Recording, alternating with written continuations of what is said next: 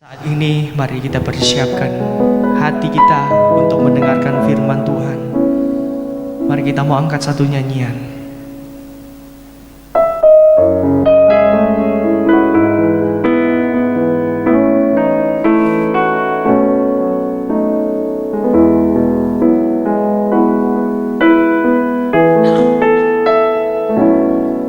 Sering ku tak mengerti jalan-jalan-Mu Tuhan, bagai di belantara yang gelap.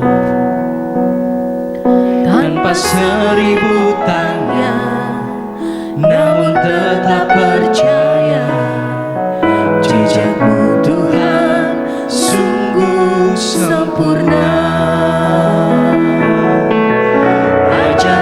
Memahami semua yang Kau ingini, agar hidupku puaskan hati-Mu. Bagimu aku rela sepenuh hati menghamba, serahkan diri genapi karya-Mu.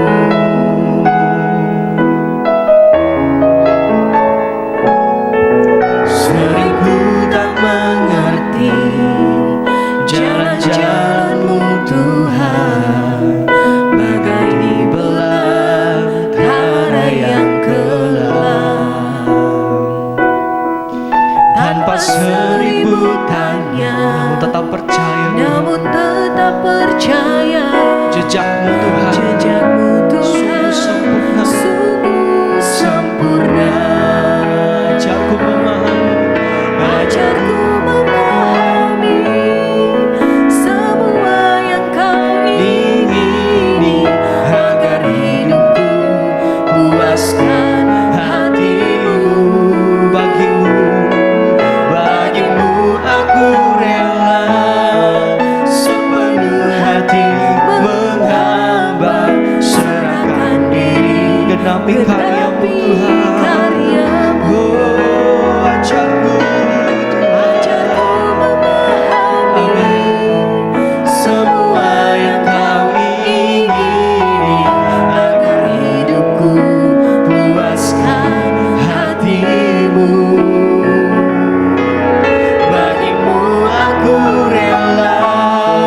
sepenuh hati menghamba, serahkan diri genapi karya. Ajarku memahami Tuhan, ajarku memahami semua yang Kau ingini, agar hidupku puaskan hati-Mu. Bagimu aku rela sepenuh hati menghamba, serahkan diri genapi karya-Mu. Ajarku Tuhan, ajarku memahami semua yang Kau ingini, agar hidupku puaskan hati-Mu. Bagimu Tuhan, bagimu aku rela sepenuh hati menghamba, serahkan diri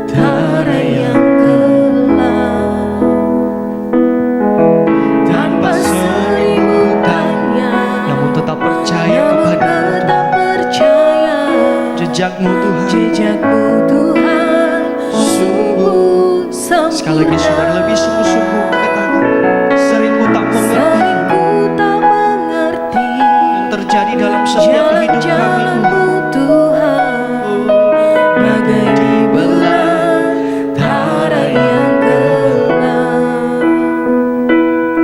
tanpa Seributannya, namun kami tetap percaya namun tetap percaya jejakmu Tuhan jejakmu Tuhan sempurna. sungguh sempurna. Ajarku memahami, ajarku memahami semua yang kau ingini, Agar hidupku puaskan hatimu. bagimu aku rela sepenuh hati Sepenuh hati menghamba Tuhan, serahkan diri genapi karya-Mu. Ajarku memahami, Ajarku ya memahami Tuhan, semua yang kau ingini, agar hidup kami puaskan hati-Mu. puaskan hatimu. Oh, bagimu Tuhan, bagimu aku rela sepenuh hati menghamba, serahkan diri genapi karya-Mu. Ajar kami memahami Ajarku memahami semua yang kau ingini, agar hidup kami agar hidupku puaskan hati-Mu. hatimu. Oh, bagimu aku rela sepenuh hati kami Sepenuh hati menghamba, serahkan diri kepadamu. diri Genapi.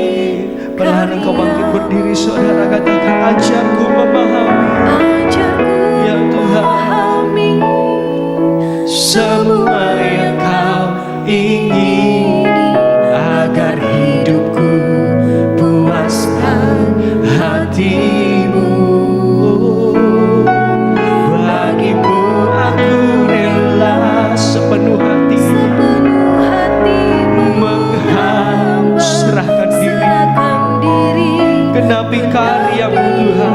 karya. Oh, ajarku memahami, Ajarku memahami semua yang kau ingini, agar hidupku puaskan hatimu. bagimu aku rela sepenuh hati menghamba, Serahkan diri genapi karya-Mu. Serahkan diri genapi Karya-Mu. itu yang Tuhan kehendaki. Kami menyerahkan hidup kami total kepada Engkau, dan Engkau menggenapi segala firman-Mu dalam hidup kami. Terima kasih buat anugerah-Mu, kesempatan kami di dalam ibadah pendalaman Alkitab ini. Biarlah kiranya firman Allah yang kami dengar menjadi berkat, bahkan menjadi daging di dalam hidup kami. Terima kasih Roh Kudus, kami percaya Engkau selalu hadir di tengah-tengah kami. Di dalam nama Tuhan Yesus Kristus. Amin. Ya. Puji Tuhan. Bersama istri saya sampaikan salam. Tuhan Yesus memberkati dan menolong kita di kesempatan yang baik ini. Mari kita akan bersama-sama membuka Alkitab kita dari kitab Yosua pasal yang ke-9. Yosua pasal 9. Ayat yang pertama sampai dengan ayat ke-13, tapi kita akan baca mungkin tidak semuanya. Silakan kita mulai baca. Akal orang Gibeon. Akal orang Gibeon.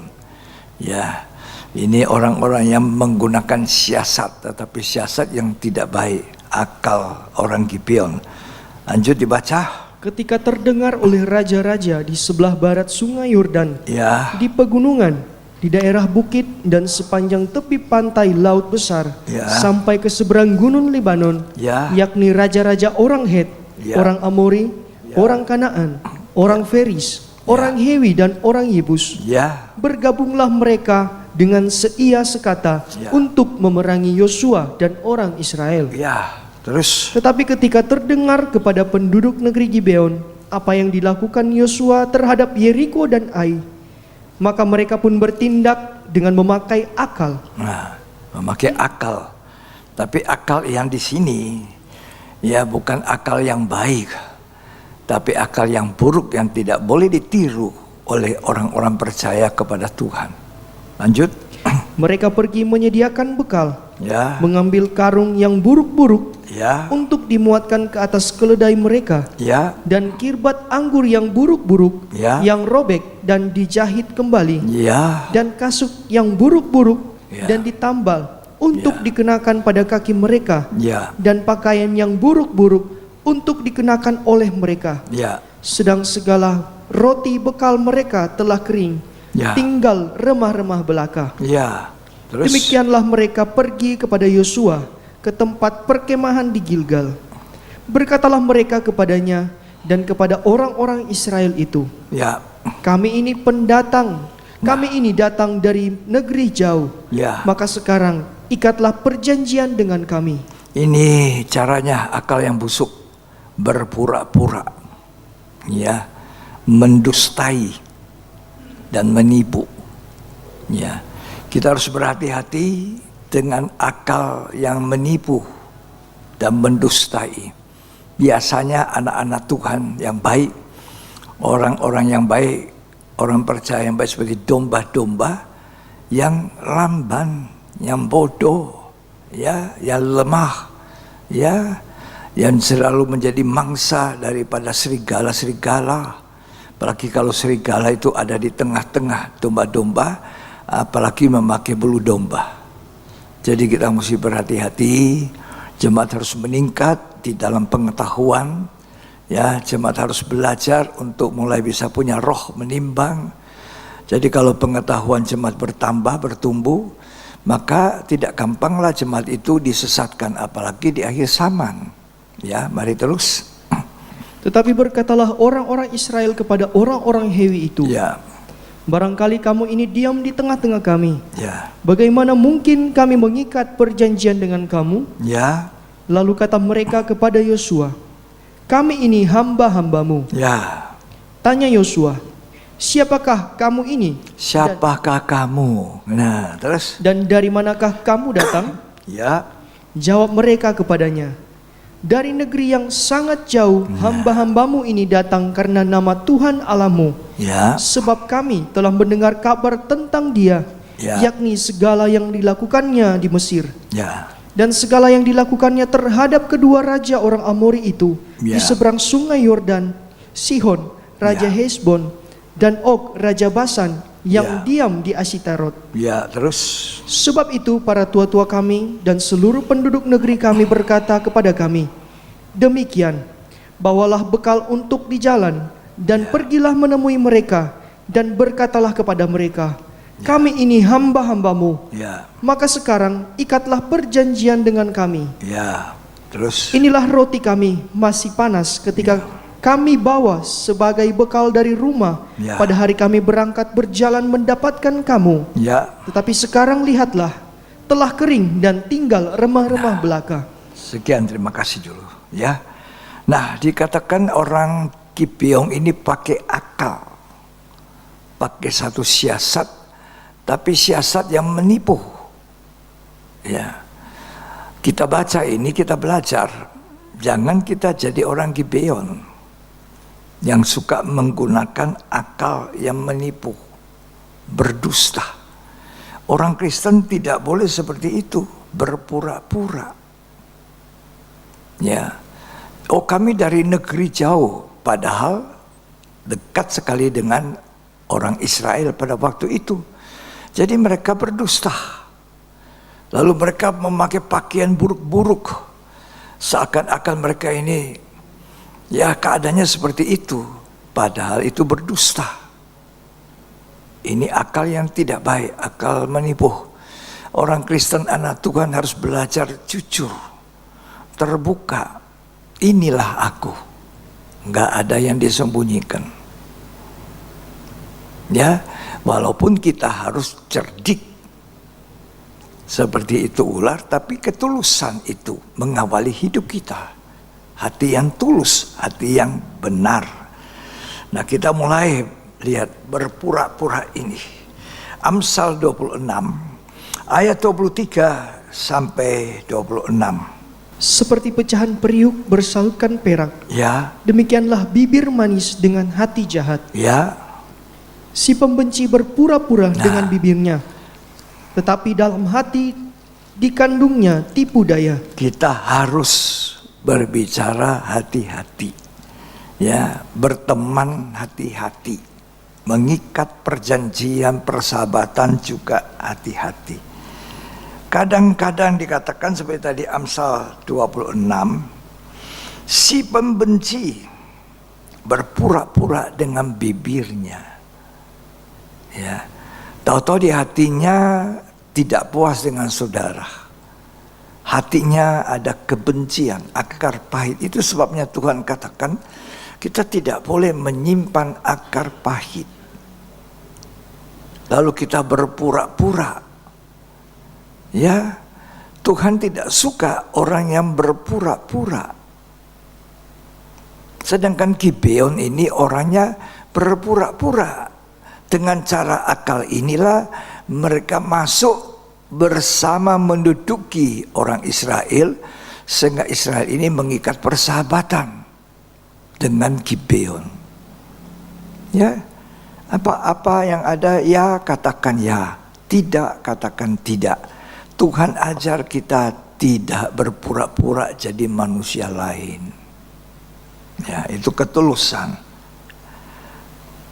Baca lagi. Kalau ia ramah, janganlah percaya kepadanya. Kalau ia ramah, lebih ramah seseorang, jangan cepat-cepat percaya.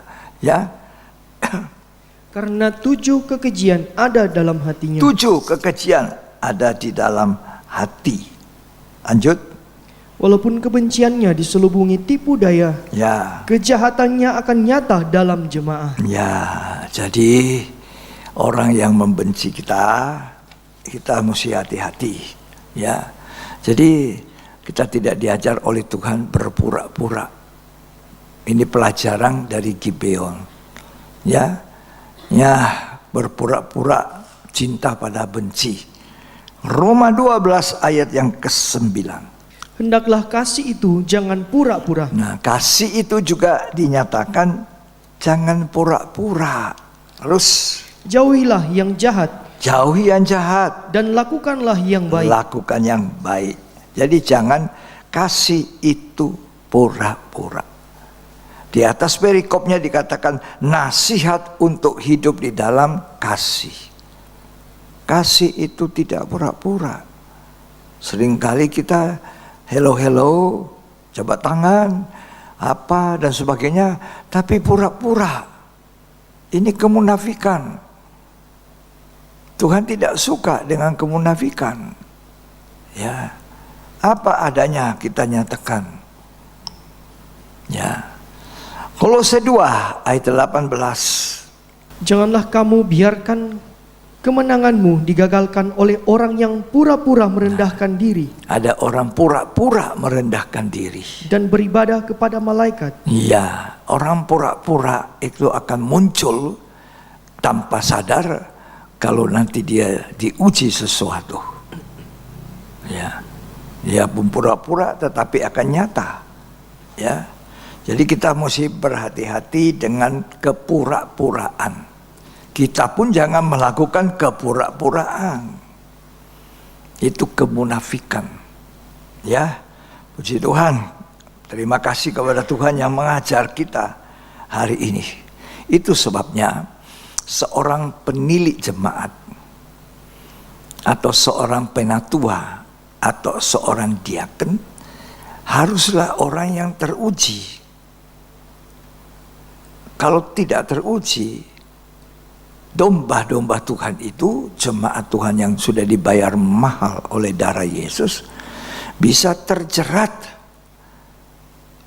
seperti halnya dengan Yosua dan bangsa Israel. Mereka terjerat dengan kepura-puraan daripada orang Gibeon, ya, sehingga mereka mengikat satu persahabatan dan satu perjanjian. Untuk mengangkat seorang penilik jemaat, Tuhan memberikan syarat-syarat. Untuk mengangkat seorang pembantu diaken itu juga punya syarat-syarat. Harus semuanya diuji dulu. Ya, kita baca itu dulu. 1 Timotius 3 ayat 1 sampai selanjutnya. Benarlah perkataan ini. Orang yang menghendaki jabatan penilik jemaat Penilik jemaat menginginkan pekerjaan yang indah. ini adalah pekerjaan indah. Jadi penilik jemaat, jadi gembala-gembala yang menilik jemaat. Ini suatu pekerjaan indah. Bukan tempatnya untuk hanya mencari keuntungan nafkah hidup. Bukan hanya mencari tempat yang empuk, enak, yang gampang, yang mudah diraih dengan cara itu. Ya, lanjut. Karena itu penilik jemaat haruslah seorang yang tak bercacat, Tak bercacat di sini artinya tidak memiliki hal-hal yang sangat menyolok ya di dalam kehidupannya, misalnya dosa-dosa apa yang dikatakan ya, dikatakan Alkitab tadi sebentar, coba baca itu, tidak bercacat suami dari satu istri. Nah, tidak boleh punya istri lain, istri simpanan kah? Ya, perempuan lain dalam kehidupannya. Suami satu istri Dapat menahan diri, bijaksana, bijak, sopan, suka memberi tumpangan. Ya, ini orang yang bisa menahan diri, kendalikan emosinya. Kalau orang belum bisa mengendalikan emosi, dia tidak bisa jadi penilik jemaat. Terus, Cakap mengajar orang, boleh mengajar orang, artinya cakap, punya kehidupan yang menjadi teladan. Terus, bukan peminum, bukan pemarah, tidak suka marah, melainkan peramah, ramah, pendamai, damai, suka perdamaian, persatuan, bukan ya. hamba uang, Juga bukan hamba uang. seorang kepala keluarga yang baik, Ya, disegani dan dihormati oleh anak-anaknya. dengarkan orang itu dari bicaranya. Yang dihitung-hitung dan dipersoalkan uang itu, ini salah satu orang yang belum benar betul dengan keuangan. Ya, terus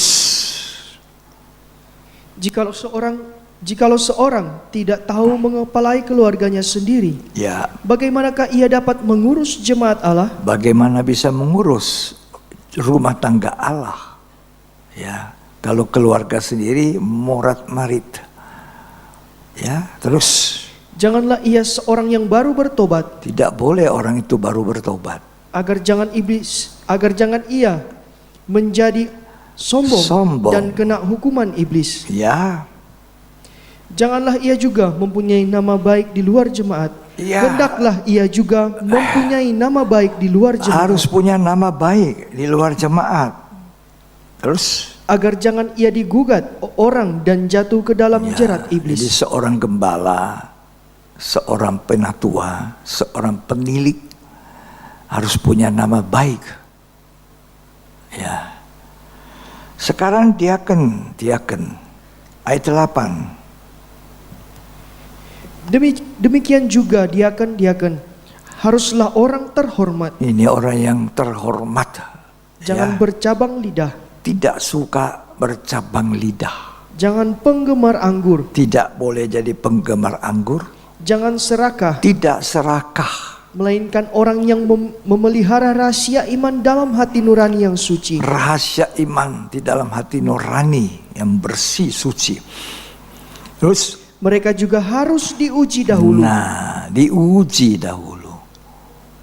Kalau dalam ujian yang sangat sederhana dia tidak bisa, berarti selanjutnya tidak mungkin bisa. Ya, mau masuk SMP dari sekolah rakyat, sekolah dasar harus diuji dulu. Dari SMP mau naik SMA diuji dulu. Ya, dari SMA masuk ke perguruan tinggi ujian dulu. Nanti mau selesaikan kesarjanaannya dia juga diuji. Ya, terus baru ditetapkan dalam pelayanan itu. Tidak gampang menetapkan pembantu-pembantu dalam pelayanan. Harus diuji dahulu. Dan dia tidak perlu tahu itu ujian modelnya bagaimana. Silakan terus dibaca. Setelah ternyata mereka tak bercacat. Ya. Terus. Demikian pula istri-istri. Nah, istri-istri juga orang apa? Terhormat. Terus. Hendaklah orang terhormat. Ya. Jangan pemfitnah. Jangan istri-istri itu pemfitnah. Terus. Hendaklah dapat menahan diri dan dapat dipercayai dalam segala hal. Ya, terus. Dia akan haruslah suami dari satu istri. Suami dari satu istri. Dan mengurus anak-anaknya. Ya. Dan keluarganya dengan baik. Ya. Karena mereka yang melayani dengan baik beroleh kedudukan yang baik.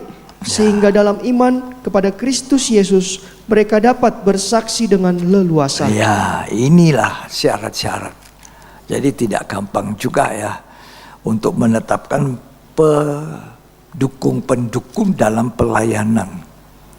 Ya, Rasul Paulus menyampaikan kepada Titus pasal 1. Mari kita baca. Ya. Ayat yang kelima. Ini dua andalan dari Rasul Paulus, Timotius dan Titus. Ya. Aku telah meninggalkan engkau di Kreta dengan maksud ini. Ya. Supaya engkau mengatur apa yang masih perlu diatur. Ya. Dan supaya engkau menetapkan penatua-penatua di setiap kota. Ya. Seperti yang telah kupesankan kepadamu. Ya. Yakni orang-orang yang tak bercacat. Tidak ada cacatnya. Yang mempunyai hanya satu istri. Ya. Yang anak-anaknya hidup beriman. Tidak cacat bukan berarti sempurna. Ya, terus. Dan tidak dapat dituduh karena hidup tidak senonoh atau hidup tidak tertib. Lanjut. Sebab sebagai pengatur rumah Allah, seorang penilik jemaat harus tidak bercacat, Ya. tidak angkuh, Tidak angkuh, bukan pemberang, tidak suka berang begitu, ya. bukan peminum, Bukan peminum, bukan pemarah, bukan pemarah, tidak serakah, tidak serakah. melainkan suka memberi tumpangan, Ya. suka akan yang baik, bijaksana, adil, saleh, dapat menguasai diri, Ya. dan berpegang kepada perkataan yang benar, Ya. yang sesuai dengan ajaran yang sehat, supaya ia sanggup menasihati orang berdasarkan ajaran itu, dan sanggup meyakinkan penentang-penentangnya. Ayat 10. Karena sudah banyak orang hidup tidak tertib, Tidak tertib. terutama di antara mereka yang berpegang pada hukum sunat. Domba-domba Tuhan jemaat itu biasanya tulus-tulus. Ya. Jadi yang menjadi penilik jemaat, diaken-diakennya melayani, haruslah diaken yang benar. Tidak boleh berpura-pura.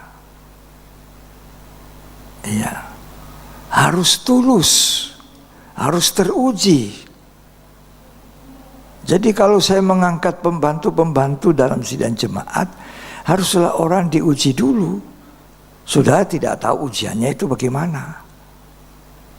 Ya, nanti kelihatan di situ. Ini orang bisa. Ini orang tidak bisa. Kalau dari awal tidak bisa, berarti tidak bisa untuk selanjutnya. Dia harus melalui proses duduk dengan baik, dengarkan firman Tuhan, berubah hidupnya. Ya, tidak boleh sembarang mengangkat. Saya mau melanjutkan. Di kemudian orang Gibeon itu punya dusta, menipu. Ya, dusta dan menipu. Ya, dikatakan Yohanes 8. Siapa itu pendusta? Siapa itu penipu? Nah, mari kita baca. Yohanes 8 ayat 44. Iblislah yang menjadi bapamu, Iblis yang jadi bapakmu. dan kamu ingin melakukan keinginan-keinginan bapamu. Iya. Ia adalah pembunuh manusia Ah, sejak semula dan tidak hidup dalam kebenaran, ya. sebab di dalam dia tidak ada kebenaran. Orang yang berdusta itu tidak ada kebenaran. Itu yang dilakukan oleh orang Gibeon. Mereka berpura-pura. Mereka pakai akal licik. Itulah keadaan orang Gibeon yang akhirnya masuk bersama bangsa Israel, dan Yosua dan orang-orangnya ketipu. Hati-hati ya dengan pendusta, bapak segala dusta. Orang yang suka berdusta, di baliknya itu adalah perannya iblis di dalam dia. Terus Apabila ia berkata dusta, ia berkata atas kehendaknya sendiri, ya, sebab ia adalah pendusta dan bapa segala dusta. terus Tetapi karena aku mengatakan kebenaran kepadamu, kamu tidak percaya nah, kepadaku. biasanya orang lebih sulit mempercayai kebenaran. Ini kelemahan manusia. Lebih sulit mempercayai suatu kebenaran dibandingkan begitu cepat orang itu biasa mempercayai dusta. Ya, kebenaran itu firman, dusta itu dari setan.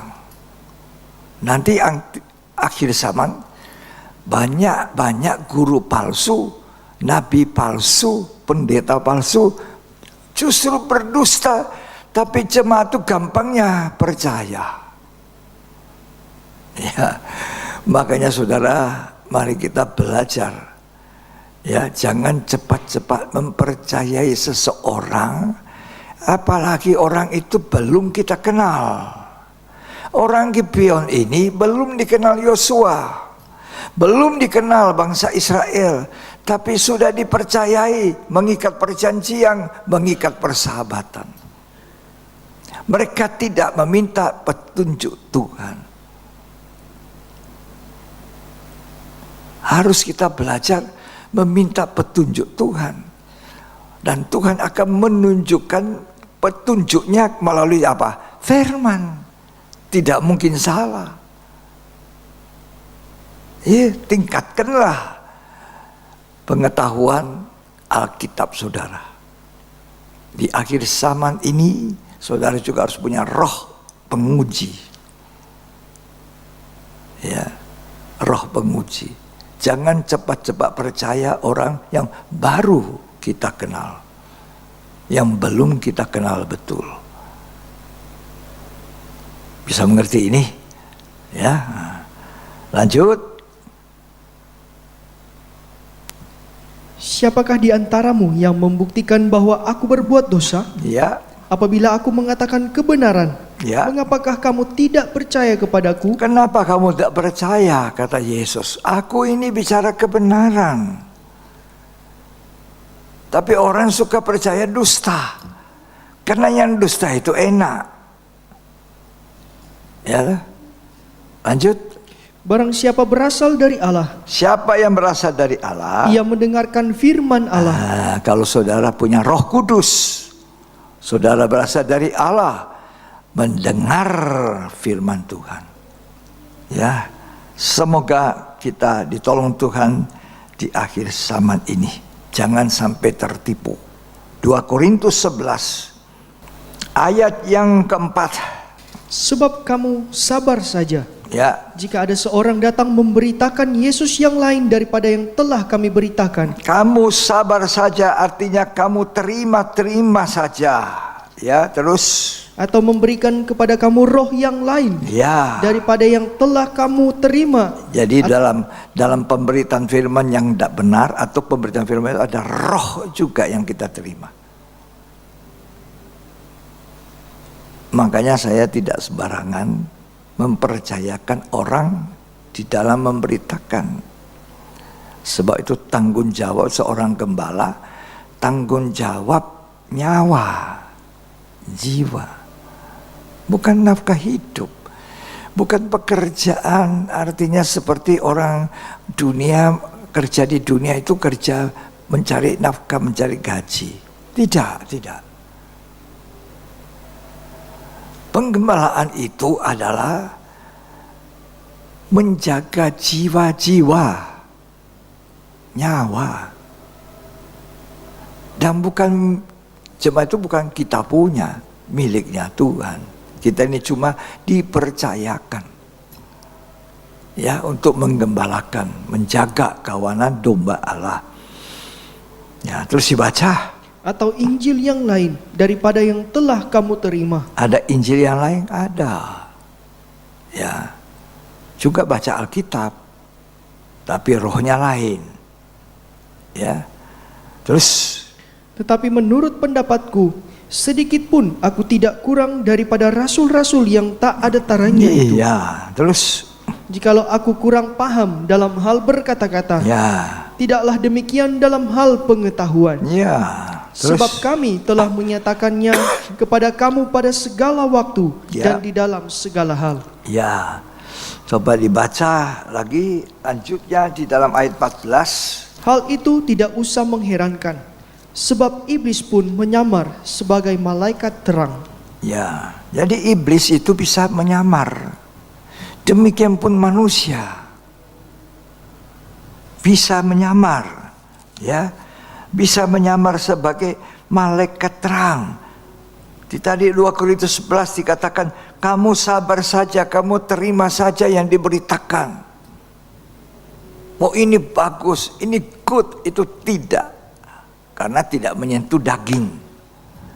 Coba kalau daging saudara kena. Ya, biasanya seorang gembala pasti menyampaikan firman masuk daging saudara diiris. Karena di dalam pemberitaan seorang gembala harus ada nasihat. Harus ada teguran. Nasihat, teguran, ya. Sebab seorang gembala seperti sepak kepala keluarga. Kalau ada anaknya keliru, nah itu dihajar, diperingatkan. Itu gembala, kepala rumah tangga Allah. Beda kalau saya undang orang-orang yang bukan menjabat sebagai gembala di tempat ini. Mereka cuma menyampaikan. Tapi seorang gembala tidak mengawasi. Ini jemaat ini satu, langkahnya sudah keliru. Coba ini satu, hidupnya tidak tertib. Nah untuk mentertibkan itu, diajarlah dengan firman Tuhan. Dan dia yang diajar itu yang tidak tertib belum tentu gampang menerima. Seringkali upahnya itu justru gembala itu dicaci maki. Gembala itu dikritik. Jadi tidak gampang jadi seorang gembala yang mengawasi, yang menilik jemaat. Makanya dianggap penting untuk Rasul Paulus mengatakan hormati mereka. Hormati, tidak dikultus individukan, dihormati. Kita baca ya, 1 Timotius 5 ayat 17. Penatua-penatua yang baik, pimpinannya patut dihormati 2 kali lipat. Iya, diberi hormat 2 kali. Terus, terutama mereka yang dengan jerih payah berkhotbah dan mengajar. itu berkhotbah, jerih payah, mengajar, itu berjerih payah. Yang seringkali jemaat itu tidak tahu pergumulannya, komentarnya saja. Ini khotbahnya jelek, ini khotbahnya tak bagus, ini khotbahnya lama, ini khotbahnya sudah keluar dari ngawur. Karena dia tidak ngerti.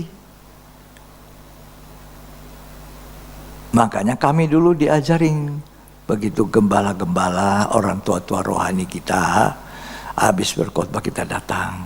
Terima kasih Om, terima kasih Bro, firman Tuhan memberkati saya.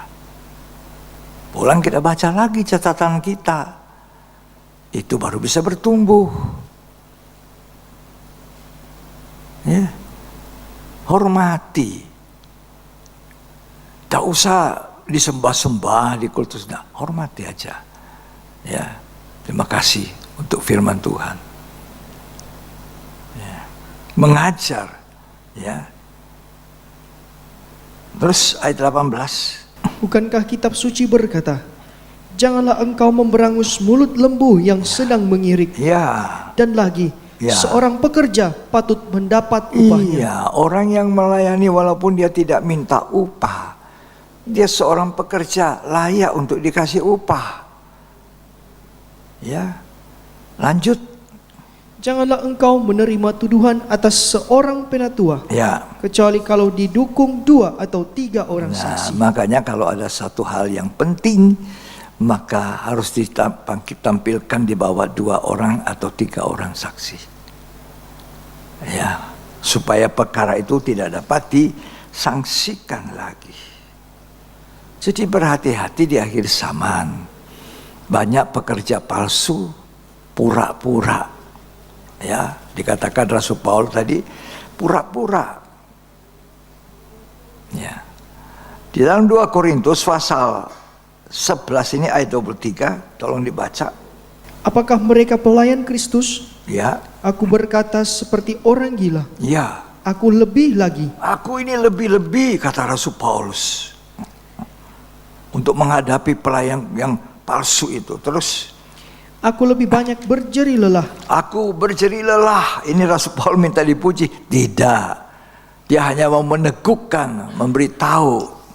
Terus, Lebih sering di dalam penjara. ya, Diderah di luar batas. ya, Kerap kali dalam bahaya maut. ya.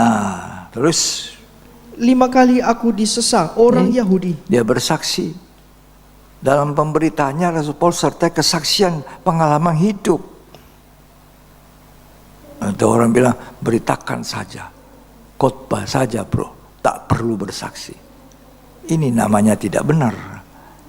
Ya, terus, 5 kali aku disesal orang Yahudi. ya, Setiap kali 40 kurang 1 pukulan. ya.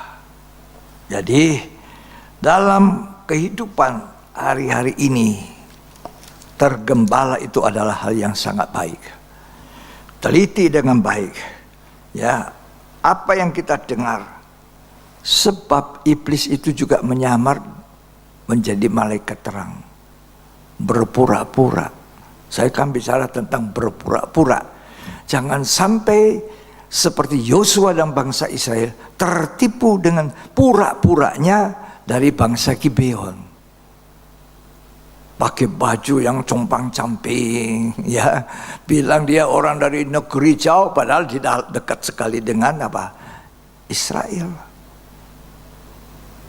Jemaat mesti meningkat lebih dewasa, bisa tahu ini orang, bisa punya penciuman. Ya, dari mana kita tahu? Baca Alkitab. Ayat 14, tolong 2 Korintus 11. Hal itu tidak usah mengherankan. Sebab iblis pun menyamar sebagai malaikat terang. Ya, ya, terus. Jadi bukanlah suatu hal yang ganjil jika pelayan-pelayannya menyamar sebagai pelayan-pelayan kebenaran. Iya, ayat 13.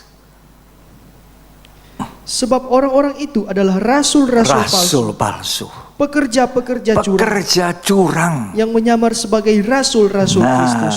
Menyamar.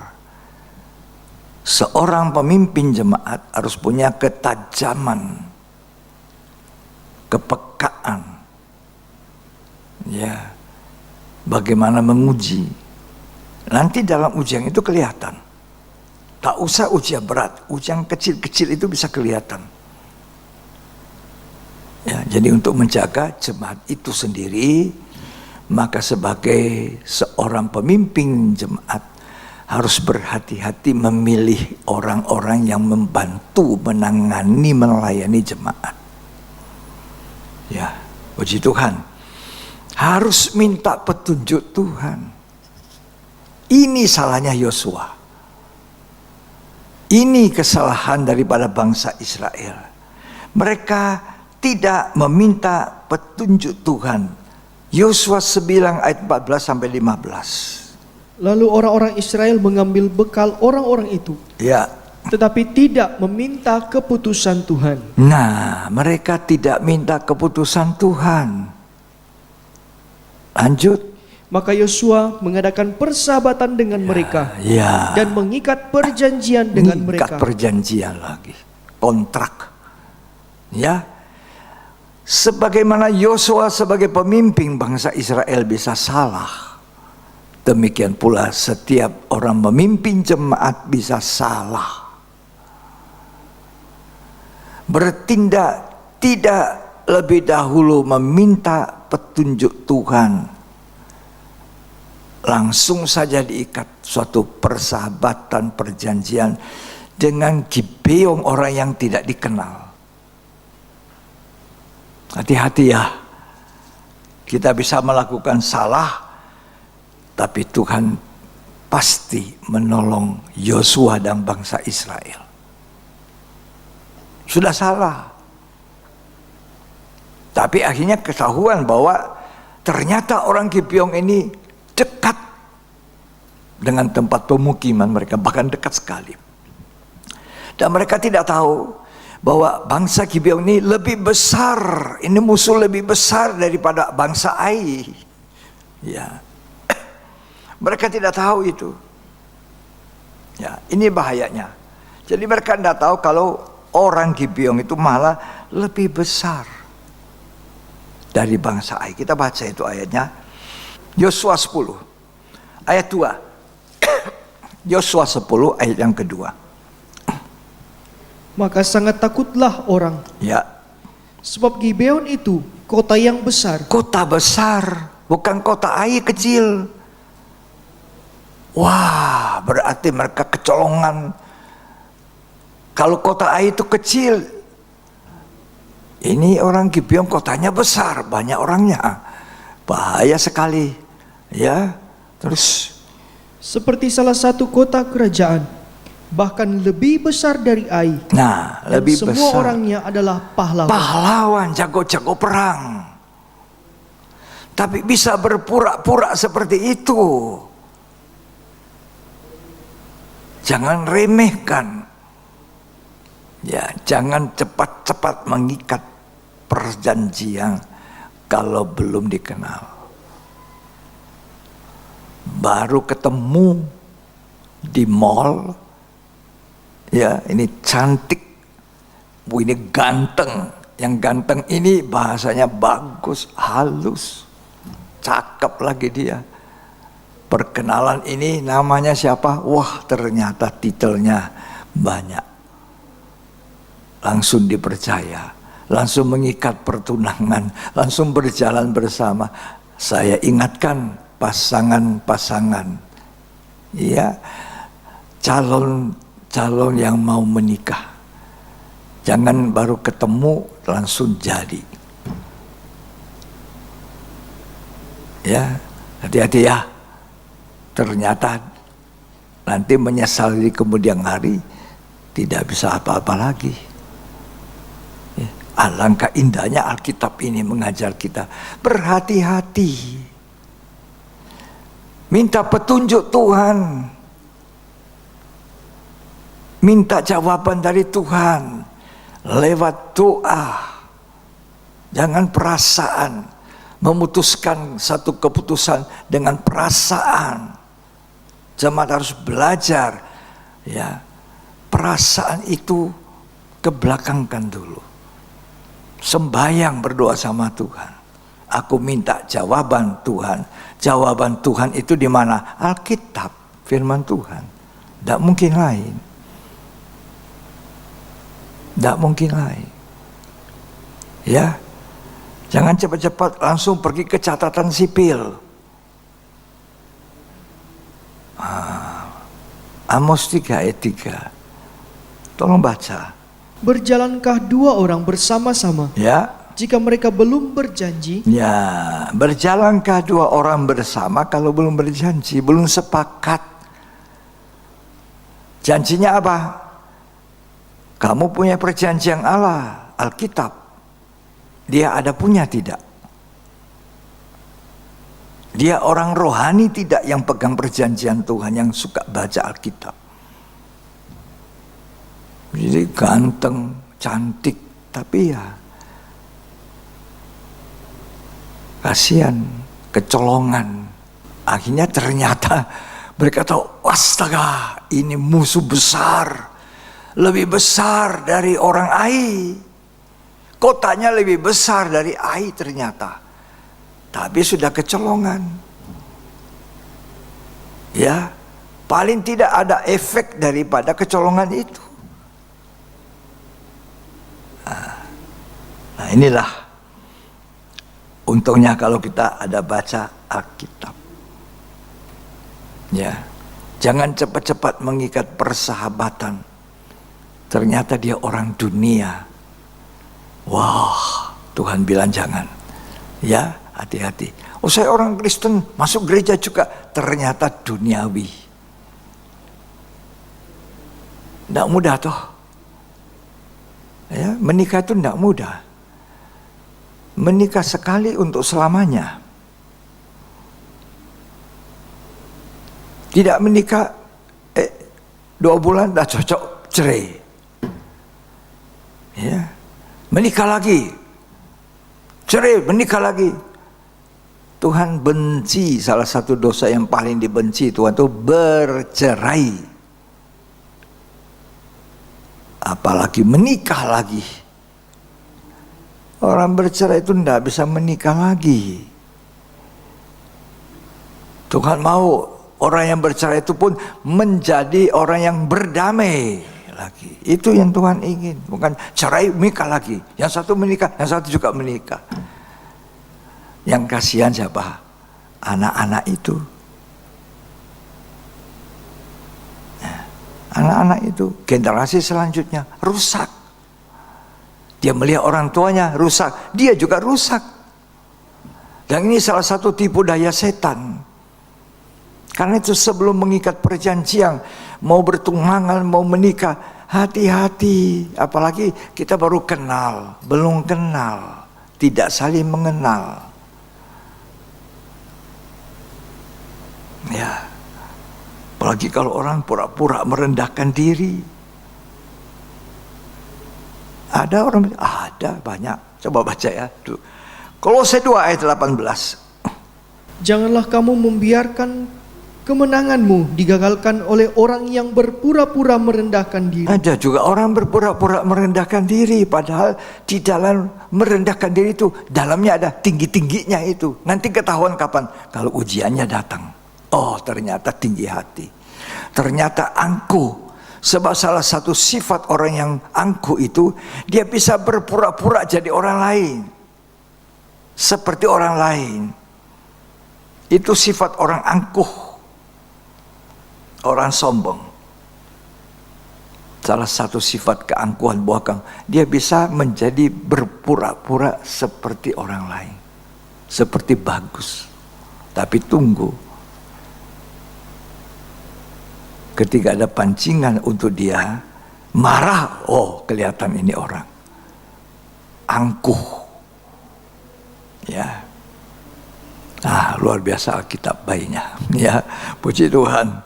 Jadi, minta petunjuk Tuhan. Jangan bersahabat dengan dunia. Anak-anak dunia. Pergaulan yang buruk merusak satu kebiasaan yang baik. Ya. Yakobus 4 ayat yang keempat. Hai kamu, orang-orang yang tidak setia. Orang yang tidak setia atau orang yang berzinah.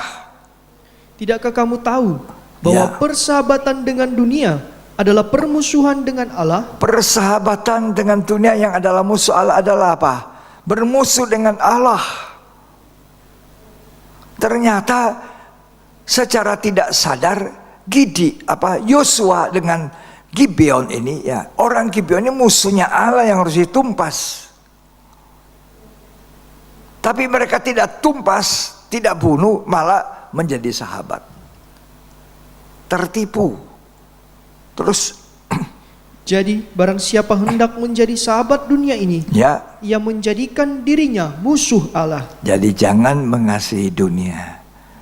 Mengasihi dunia menjadi musuhnya Allah, karena isinya dunia 3. Keinginan daging, keinginan mata, keangkuhan hidup.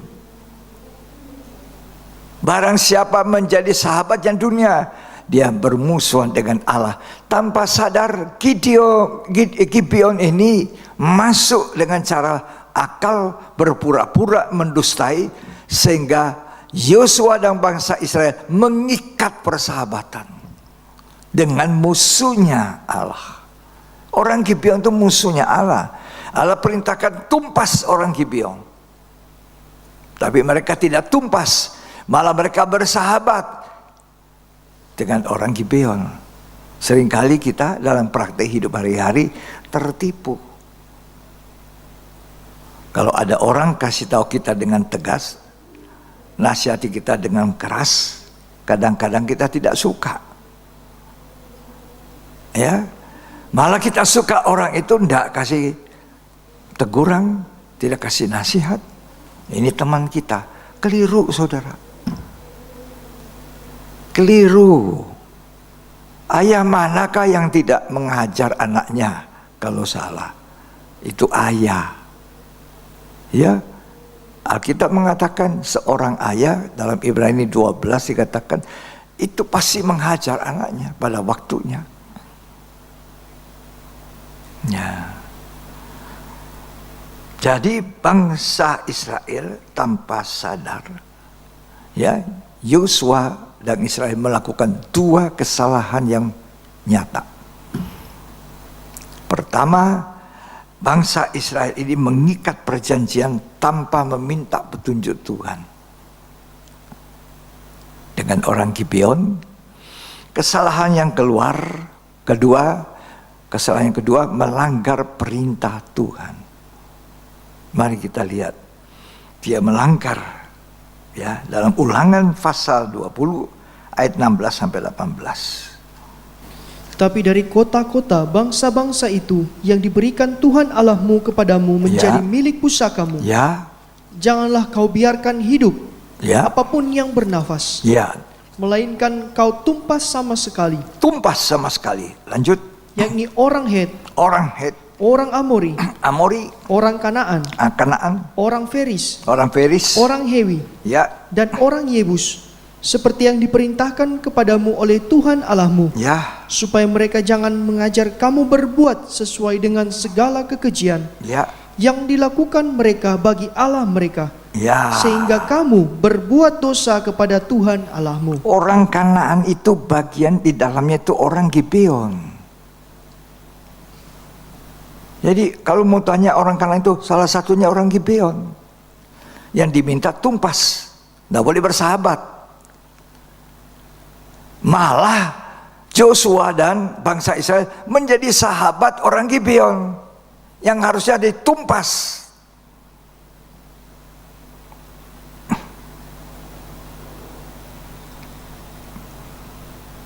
Itu orang Kanaan itu orang Gibeon di dalamnya. Itu bangsa yang besar, lebih besar dari Ai. Tumpas, tapi malah diikat persahabatan. Hati-hati, jangan sampai karena kita tidak tahu, tidak mau belajar, tidak mau dengar pengajaran firman, tidak mau baca, kita bersahabat dengan musuhnya Allah. Itu melanggar perintah Tuhan. Melanggar perintah Tuhan. Itulah kesalahan Yosua dan bangsa Israel. Karena mereka tidak kembali kepada hukum-hukum Tuhan, tidak menanyakan hukum Tuhan. Bolehkah saya bergaul dengan orang Gibeon? Bolehkah saya terima orang ini? Orang Gibeon itu datang dengan pakaian yang buruk-buruk. Lalu mereka katakan kami dari negeri jauh. Mereka langsung percaya. Harus ada roh penguji di akhir zaman. Gereja Tuhan harus punya roh menguji. Gereja Tuhan harus punya roh menimbang. Gereja Tuhan harus banyak punya pengetahuan yang benar dari Alkitab, supaya tidak gampang ditipu di akhir zaman ini. Jangan bergaul sembarang. Mau menikah, ya, mau menerima seseorang untuk bekerja, jangan sembarangan.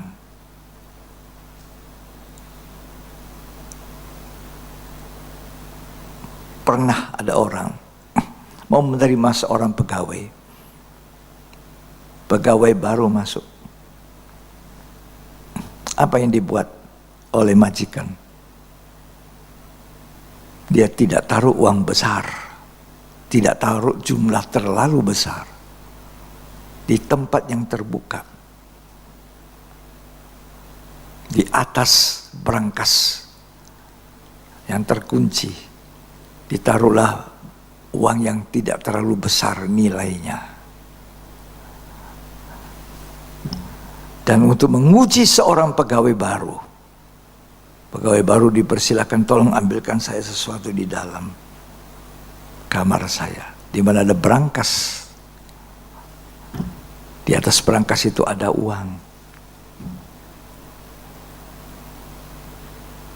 Kalau sang pegawai tidak mengambil itu uang, berarti pegawai ini bisa dipercaya.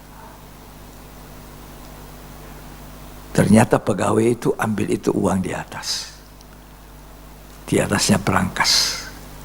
Jumlahnya tidak banyak. Maka majikan ini tahu ini orang tidak bisa dipercaya.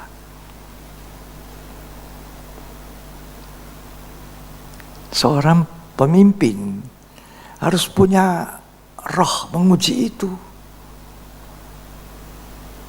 Seorang jemaat yang baik, pembantu-pembantu di dalam pelayanan jemaat, hamba-hamba Tuhan yang membantu, harus punya roh menguji itu, menimbang. Tidak boleh semua orang kita katakan baik, itu relatif. Ya.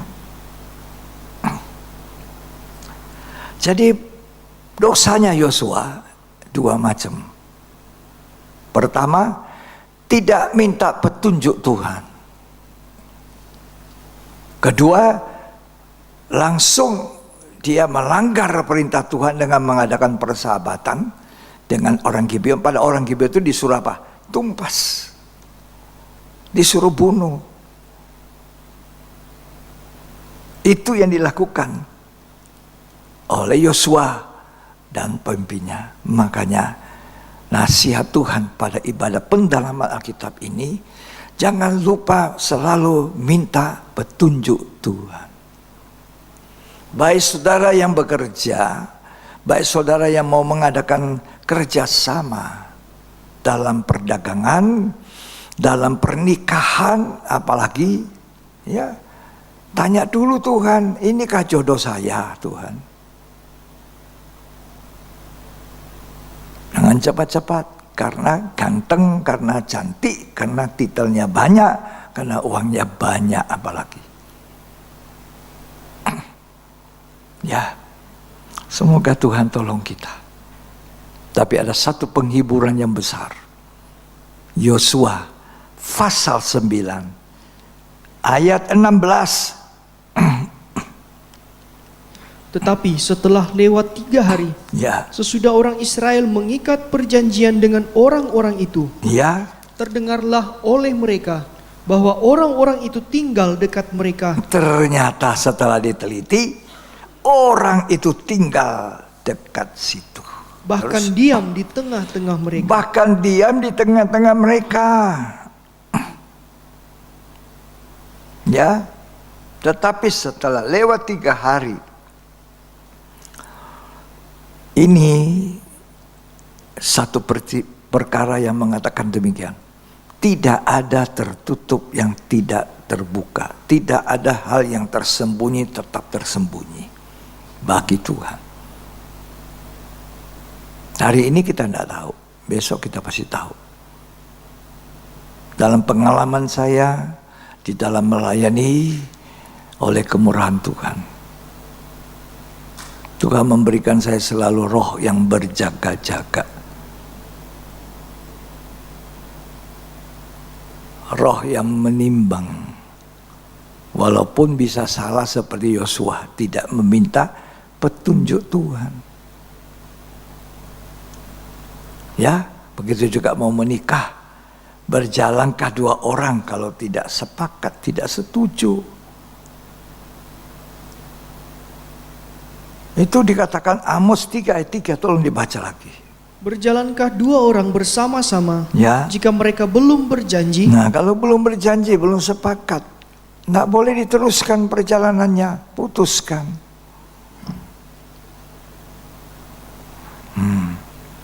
Sekali lagi baca ayat 22 dari Yosua 9. Lalu Yosua memanggil mereka dan berkata kepada mereka demikian. Ya, Mengapa kamu menipu kami dengan berkata, ya, kami ini tinggal sangat jauh daripada kamu, ya. padahal kamu diam di tengah-tengah kami? Nah, ini akhirnya terungkap. Waduh, sudah di dalam kandang kami. Lalu dikutuklah bangsa Gibeon ini, tukang belah kayu, ayat 23. Oleh sebab itu, terkutuklah kamu, dan tak putus-putusnya kamu menjadi hamba, Ya. tukang belah kayu, dan tukang timba air untuk rumah Allahku. Nah, jadi apa yang tertutup tidak akan tertutup terus, satu waktu Tuhan buka. Jadi kalaupun kita kecolongan, kalaupun saudara kecolongan, ya pegawai baru masuk dan sebagainya, satu waktu akan terbuka, tidak mungkin tertutup. Kecuali pernikahan. Dengar baik-baik. Kalau kamu sudah kecolongan, mau atau tidak, lanjutkan itu. Ternyata suami saya pemberang, suami saya emosional, tapi dulu kok bagus sekali. Bahasanya halus, bujuk-bujuk. Nah, makanya jangan terlalu cepat-cepat. Tanya sama Tuhan. Kalau sudah menikah, sudah jalan sama apa boleh buat. Nasinya sudah jadi bubur. Dari bubur mau kembali nasi susah. Ya, nona-nona, nyong-nyong, hati-hati ya. Ya, jangan lihat luarnya. Jalan dulu sama-sama. Jalan sama-sama juga hati-hati. Ya. Aku belum milikmu loh. Aku milik Tuhan. Nggak boleh sembarangan. Ini perempuan yang rohani, gadis-gadis yang rohani. Stop. Ya. Aku milik Tuhan loh. Belum milikmu. Aku ini dibeli dengan darah yang mahal. Jadi rumahnya Tuhan, miliknya Tuhan. Hidup aku harus mempermuliakan Tuhan. Jadi berhati-hati untuk mengikat perjanjian, pertunangan, perjanjian persahabatan apapun. Mintalah selalu petunjuk Tuhan. Tuhan Yesus tolong kita semua. Mari kita berterima kasih pada Tuhan. Ya. Apa saudara diberkati dengan firman Tuhan? Ya, saya percaya orang-orang yang dengar ini yang masih bujang-bujang, sekarang aku harus berhati-hati. Tidak gampang. Ya, kalau sudah menikah, langkahmu sudah jalan, tidak bisa ditarik lagi. Ini berhati-hati. Ya, mari kita bangkit berdiri.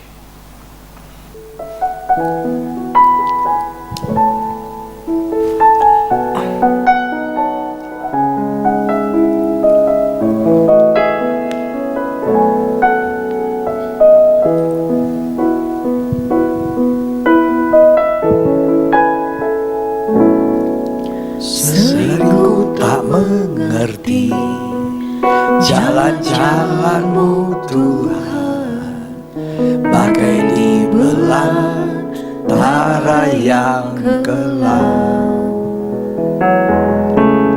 Tanpa seribu tanya, namun tetap percaya, jejakmu Tuhan sungguh sempurna. Sering ku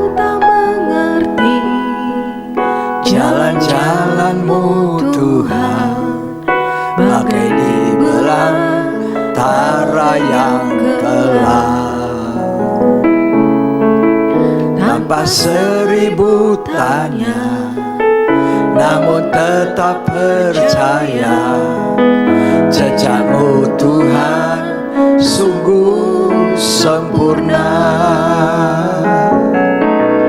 Ajarku memahami semua yang Kau ingini, agar hidupku puaskan hati-Mu. Amin. Bagimu aku rela sepenuh hati menghamba, serahkan diri genapi karya-Mu.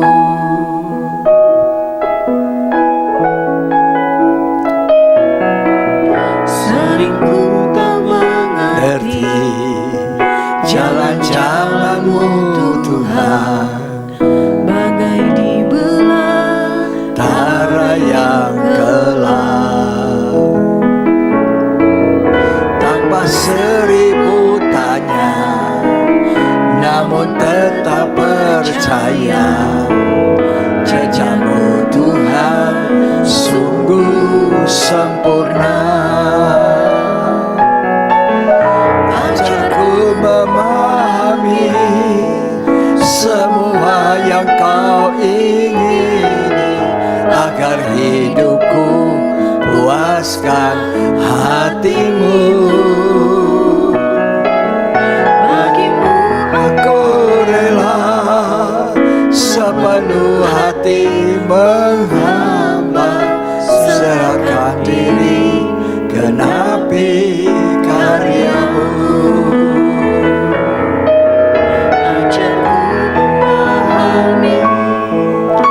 Semua yang Kau ingini, agar hidupku puaskan hati-Mu. bagimu aku rela sepenuh hati menghamba, Serahkan diri genapi karya-Mu. Siapa yang mau merenungkan janji Tuhan, mempelajari janji Tuhan? Tuhan ingin kita selalu mau bertanya kepadanya. Tuhan ingin selalu kita jangan memutuskan perkara di luar kehendaknya. Minta keputusan, petunjuk Tuhan, supaya kita hidup bahagia dan berjalan dengan baik. Terima kasih Tuhan. Mari kita katakan kepada Tuhan, sering aku tidak mengerti Tuhan, jalan-jalanmu jalannya Tuhan setinggi langit dari bumi. arah yang gelap. Tanpa seribu tanya, namun tetap percaya, jejak-Mu Tuhan sungguh sempurna. Haleluya, kita menyembah Tuhan. Ajarku memahami semua yang Kau ingini, agar hidupku puaskan hati-Mu. Amin. Bagimu aku rela sepenuh hati menghamba, serahkan diri genapi karya-Mu. Ajarku memahami semua yang Kau ingini, agar hidupku puaskan hati-Mu. Amin. Bagimu aku Rela sepenuh hati menghamba, serahkan diri genapi karya-Mu. Haleluya, haleluya. Mari kita renungkan, kita menyembah Tuhan yang maha baik. Tak terselami jalan-jalan Tuhan, Tapi itu yang harus kita buat. Harus bertanya kepada Tuhan, harus minta petunjuk Tuhan, walaupun tidak terselami apa yang Tuhan katakan. Tetapi apa yang Tuhan katakan semuanya itu adalah yang terbaik untuk kita. Terima kasih Tuhan. Terima kasih Yesus. Firman-Mu yang kami dengarkan adalah yang mengajar kami untuk tidak melangkah di luar kehendak-Mu, agar kami melangkah sesuai kehendak Tuhan. Maka kami harus mohonkan petunjuk-Mu Tuhan. Terima kasih Yesus. Terima kasih firman.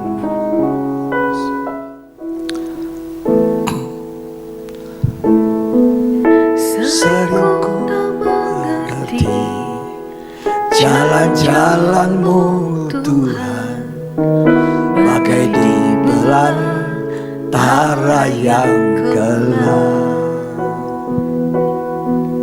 Tanpa seribu tanya, namun tetap percaya, jejak-Mu Tuhan sungguh sempurna. Amin. Ajarku memahami semua yang Kau ingini, agar hidupku puaskan hati-Mu. Bagimu aku rela, Sepenuh hati menghamba, serahkan diri, menepi genapi karya-Mu. Terima kasih Tuhan. Kami siap untuk mengikuti jejak-Mu. Kami siap untuk apa yang Tuhan ajarkan, untuk selalu meminta penuntun Tuhan langkah hidup kami. Dan firman-Mu menjawab kami, karena firman-Mu adalah pelita bagi kaki, terang bagi jalan kami. Terima kasih Tuhan Yesus. Terima kasih. Terimalah berkat yang terbaik dari Bapa, Putra, dan Roh Kudus. Tuhan Yesus Kristus memberkati kita hari ini sampai Maranatha Tuhan datang. Kitalah orang yang diberkati Tuhan dan menjadi berkat. Karena itu terimalah berkat dari Bapa surgawi kita di dalam Yesus Kristus. Yang terima berkat, mari sama-sama katakan amin. Amin.